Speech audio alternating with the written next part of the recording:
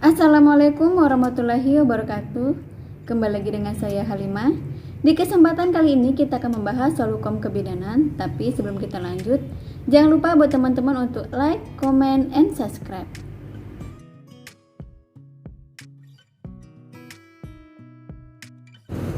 Baik, kita memasuki soal pertama. Seorang remaja perempuan umur 17 tahun datang ke BPM dengan keluhan haidnya sudah lebih dari 10 hari. Hasil anamnesis, ganti pembalut 3 kali per hari, tidak adanya nyeri. Hasil pemeriksaan, tinggi badan 150 cm, berat badan 55 kg, tekanan darah 110/70 mmHg, nadi 86 kali per menit, pernapasan 20 kali per menit. Selanjutnya suhu 36,5 derajat Celcius, tidak terdapatnya benjolan payudara, abdomen tidak teraba massa dan benjolan. Pertanyaannya adalah, diagnosis apakah yang paling mungkin pada kasus tersebut? A. Amenorea, B. Hipermenorea, C. Hipomenorea, D. Oligomenorea, dan E. Polimenorea. Kalau kita lihat pada kasus soal nomor 1 ini, keluhan haidnya adalah 10 hari dan jumlah darah diperkirakan lebih dari 80 cc. Indikator dari menstruasi normal itu lama haidnya 3-5 hari. Selanjutnya 2-7 hari dianggap normal. Untuk menstruasi normal itu jumlah darahnya 35 cc, di mana frekuensi mengganti balut itu 1-3 kali dalam per hari ya. Selanjutnya hipermenorea itu lama haidnya lebih dari 7 hari, kemudian jumlah darahnya lebih dari 80 cc, dan frekuensi pengganti balutnya itu 5 kali dalam sehari. Maka pada kasus soal nomor 1 ini adalah jawabannya hipermenorea. Kita lanjut ke soal nomor 2. Seorang remaja perempuan umur 17 tahun datang ke BPM dengan keluhan haidnya lebih dari 15 hari, di mana ditemukan hasil anamnesis ganti pembalut 3 kali per hari, darah bergumpal, hasil pemeriksaan tekanan darah itu 110/70 mmHg, nadi 86 kali per menit, pernapasan 20 kali per menit, suhu 36,5 derajat Celcius, tinggi badan 150 cm, berat badan 55 kg, pembesaran payudaranya normal, palpasi abdomen, tidak ditemukannya massa. Pertanyaannya adalah, tindakan apakah yang paling tepat dilakukan pada kasus tersebut? A. Melakukan konseling gizi, B. Memberikan edukasi personal hygiene, C. Memberikan suplemen penambah darah, D. Melakukan konsultasi dengan dokter spesialis obgyn, dan E. Mengecek ulang keluhan pada siklus menstruasi berikutnya. Yang menjadi jawaban pada soal nomor 2 ini ya, tindakan apakah yang paling tepat adalah melakukan konsultasi dengan dokter spesialis obgyn, karena kewenangan bidan adalah pada aspek promosi. Nah, pada kasus ini lama menstruasi lebih dari 15 hari, melebihi rentang menstruasi. Ini menunjukkan kondisi yang memerlukan pemeriksaan lebih lanjut. Selanjutnya kita memasuki soal nomor 3. Seorang remaja perempuan umur 17 tahun datang ke BPM dengan keluhan haidnya sudah lebih dari 10 hari. Hasil anamnesis, ganti pembalut 3 kali per hari, tidak adanya nyeri. Kemudian hasil pemeriksaan, tekanan darah 110/70 mmHg, nadi 80 kali per menit, pernapasan 20 kali per menit, suhu 36,5 derajat Celcius. Remaja tersebut menolak bidan saat ingin melakukan palpasi abdomen dan inspeksi terhadap darah yang keluar. Pertanyaannya adalah, rencana asuhan apakah yang paling tepat pada kasus tersebut? A. Meminta dukungan keluarga pasien, B. Memberikan pengertian tujuan dari pemeriksaan fisik, C. Melakukan kolaborasi dengan tenaga kesehatan lainnya, D. Merujuk pasien ke fasilitas pelayanan yang lebih lengkap, dan E. Meminta keterangan tertulis terkait penolakan pemeriksaan. Kasus soal nomor 3 ini itu terletak pada penolakan seorang remaja yang penolakan remaja terhadap bidan yang ingin melakukan palpasi abdomen dan inspeksi terhadap darah yang keluar. Ini disebabkan mungkin karena remaja ini kurang mengetahui kenapa dilakukan palpasi abdomen dan inspeksi. Maka asuhan yang paling tepat pada kasus soal nomor 3 adalah memberikan pengertian tujuan dari pemeriksaan fisik, seperti di mana ya adanya hak pasien pada Undang-Undang Kesehatan Nomor 36 Tahun 2009, di mana pasal 6, setiap orang berhak mendapatkan informasi dan edukasi tentang kesehatan yang seimbang dan bertanggung jawab. Kemudian selanjutnya di pasal 8, setiap orang berhak memperoleh informasi tentang data kesehatan dirinya, termasuk tindakan dan pengobatan yang telah maupun yang akan diterimanya dari tenaga kesehatan. Jadi, untuk kasus ini kita memberikan pengertian tujuan dari pemeriksaan fisik. Selanjutnya soal 4. Seorang remaja perempuan umur 19 tahun datang ke BPM dengan keluhan haid dalam sebulan ini sudah berlangsung 2 kali, di mana hasil anamnesis ganti pembalut 3 kali per hari. Selanjutnya hasil pemeriksaan tinggi badan 150 cm, berat badan 55 kg, tekanan darah 110/70 mmHg, nadi 86 kali per menit, pernapasan 20 kali per menit, suhu 36,5 derajat Celcius, pembesaran payudara normal, benjolan payudara tidak ada, kemudian abdomen tidak terabanya massa. Pertanyaannya adalah, diagnosis apakah yang paling mungkin pada kasus tersebut? A. Amenorea, B. Hipermenorea, C. Hipomenorea, D. Oligomenorea, dan E. Polimenorea. Pada kasus soal nomor 4 ini adalah polimenorea karena indikator lamanya siklus polimenorea itu kurang dari 21 hari ya. Kemudian jumlah darahnya, volumenya sama. Kalau dibandingkan dengan menstruasi normal, siklus dari menstruasi normal itu adalah 21 sampai 35 hari. Kemudian jumlah darahnya 35 cc.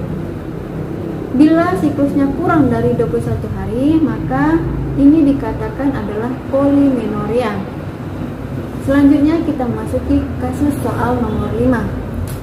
Seorang remaja perempuan umur 14 tahun datang ke BPM dengan keluhan belum pernah mengalami haid. Hasil anamnesis sakit daerah perut setiap bulan, kemudian hasil pemeriksaan tekanan darah 110/70 mmHg, nadi 86 kali per menit, pernapasan 20 kali per menit, suhu 36,5 derajat Celcius, tekanan tinggi badan 145 cm, berat badan 50 kg, palpasi abdomen, tidak ditemukannya massa, inspeksi tampak lubang vagina dengan himan kebiruan dan menonjol keluar. Pertanyaannya adalah, diagnosis apakah yang paling mungkin pada kasus tersebut? A. Amenorea, B. Aplasia vagina, C. Atresia vagina, D. Hematometra, dan E. Hymen imperforata.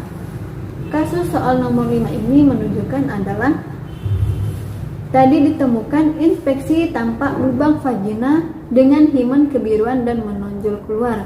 Ini menunjukkan kasus hymen imperforata. Kenapa? Karena selaput darah yang tidak menunjukkan lubang itu adalah kelainan yang sangat sering dijumpai. Kemungkinan besar kelainan ini tidak dikenal sebelum mendapatkan haid pertama atau menarche. Sesudah itu menstruasi dialami tiap bulan, tetapi darah haid tidak keluar. Darah akhirnya terkumpul di dalam vagina dan menyebabkan hymen tampak kebiruan dan menonjol. Maka kasus ini adalah hymen imperforata. Selanjutnya kita memasuki soal nomor 6. Seorang remaja perempuan umur 14 tahun datang ke BPM dengan keluhan belum pernah mengalami haid. Hasil anamnesis sakit daerah perut setiap bulan, kemudian hasil pemeriksaan tekanan darah 110/70 mmHg, nadi 86 kali per menit, pernapasan 20 kali per menit, suhu 36,5 derajat Celcius, tinggi badan 145 cm, berat badan 50 kg, pembesaran payudara normal, palpasi abdomen, tidak ditemukannya massa, inspeksi vulva dan vagina, tampak lubang vagina dengan himen kebiruan dan menonjol keluar. Pertanyaannya adalah, tindakan apakah Yang paling tepat pada kasus tersebut: A. Insisi himen, B. Konseling gizi, C. Kolaborasi dengan dokter spesialis obgyn, D.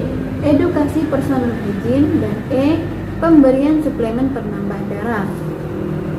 Kasus soal nomor 6 ini adalah penanganan himen imperforata ya, di mana dibutuhkan pemeriksaan USG abdomen dan setelah diagnosis ditegakkan maka diperlukan tindakan, yaitu tindakan ini termasuk harus kolaborasi dengan dokter obgyn atau spesialis obgyn karena bidan tidak memiliki kewenangan dalam kasus ini.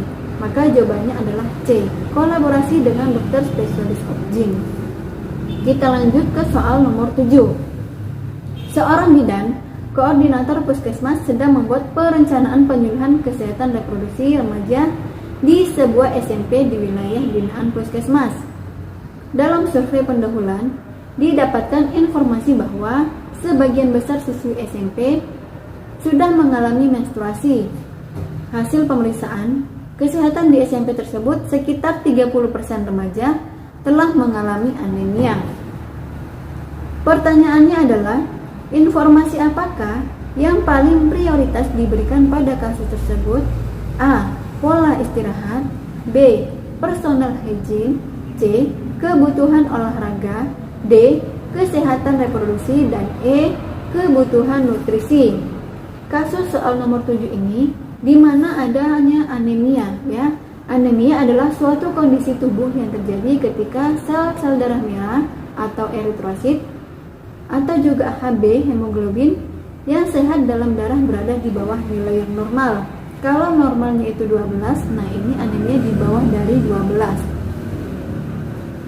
Anemia ini dapat disebabkan karena kekurangan nutrisi, kemudian terjadinya perdarahan atau penyakit kronis seperti TBC dan juga cacingan.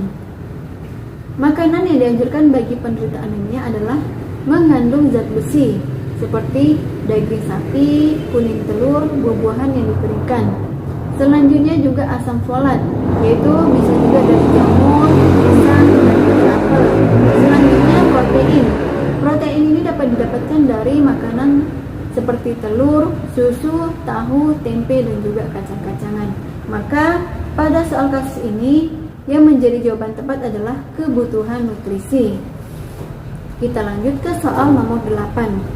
Seorang remaja perempuan umur 17 tahun datang ke BPM dengan keluhan nyeri haid pada 1-2 hari pertama, di mana hasil anamnesis darah haid banyak, ganti pembalut 3 kali per hari, kemudian hasil pemeriksaan tekanan darah 110/70 mmHg, nadi 88 kali per menit, abdomen tidak teraba massa. Pertanyaannya adalah, tindakan apakah yang paling tepat sesuai kasus tersebut? A. Memberikan analgesik, B. Menganjurkan olahraga ringan, C. Menjelaskan fisiologi terjadinya nyeri, D. Melakukan kolaborasi dengan tenaga kesehatan lainnya, dan E. Merujuk pasien ke fasilitas pelayanan yang lebih lengkap. Kasus soal nomor 8 ini yang menjadi jawabannya yang tepat adalah menganjurkan olahraga ringan seperti jalan kaki. Jalan kaki ini dapat membantu memperlancarkan aliran darah sehingga nyeri haid dapat segera membaik. Olahraga ringan ini dilakukan sebelum haid untuk mencegahnya nyeri haid. Selanjutnya kita memasuki soal ke-9. Seorang anak perempuan umur 13 tahun datang ke BPM diantar ibunya dengan keluhan nyeri perut. Hasil anamnesis, ibu merasa khawatir karena anak tidak bisa sekolah dan selalu terjadi setiap siklus menstruasi. Darah yang keluar bergumpal dan juga banyak. Kemudian hasil pemeriksaan, tekanan darah 90/60 mmHg, nadi 86 kali per menit, pernapasan 20 kali per menit, suhu 36,5 derajat Celcius. Tidak adanya massa pada abdomen dan tidak adanya nyeri tekan. Pertanyaannya adalah, tanda apakah yang paling mungkin terjadi pada kasus tersebut? A. Menarche, B. Dysmenorrhea, C. Gangguan haid, D. Nyeri saat ovulasi, dan E. Premenstrual syndrome. Kasus soal nomor 9 ini, seorang remaja perempuan dapat mengalami nyeri pada setiap bulannya. yaitu pada awal siklus menstruasi. Nyeri ini sendiri dinamakan dismenor, di mana dismenor merupakan suatu keluhan yang normal tetapi bisa juga merupakan pertanda dari suatu penyakit. Normal jika dikatakan dia berlangsung 48 hingga 72 jam. Terasa seperti kram perut, nyeri perut yang terus-menerus pada bagian bawah perut yang menjalar ke pinggang ataupun paha, dan tidak adanya ditemukan kelainan. Selanjutnya kita memasuki soal nomor 10. Seorang perempuan umur 15 tahun datang ke puskesmas diantar ibunya dengan keluhan haid banyak dan sering.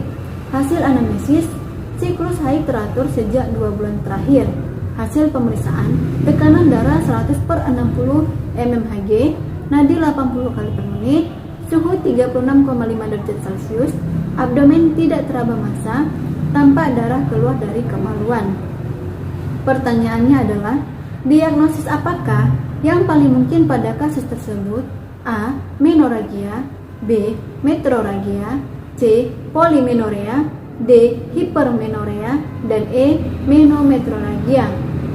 Kasus soal nomor 10 ini, jawaban yang paling tepat adalah polimenorea karena kondisi siklus haid yang lebih pendek, yaitu kurang dari 21 hari ya. Sedangkan untuk jumlah perdarahan relatif sama atau lebih banyak dari biasanya. Polimenorea ini merupakan gangguan hormonal dengan umur korpus luteum memendek sehingga siklus menstruasi juga lebih pendek, atau disebabkan karena stadium proliferasi pendek, atau juga stadium sekresi pendek karena keduanya. Baik, itu tadi 10 soal UKOM yang sudah kita bahas bersama-sama. Silahkan tonton video lainnya, dan jangan lupa juga buat teman-teman untuk komen, like, and subscribe sebagai dukungan kepada channel kami. Terima kasih. Assalamualaikum warahmatullahi wabarakatuh.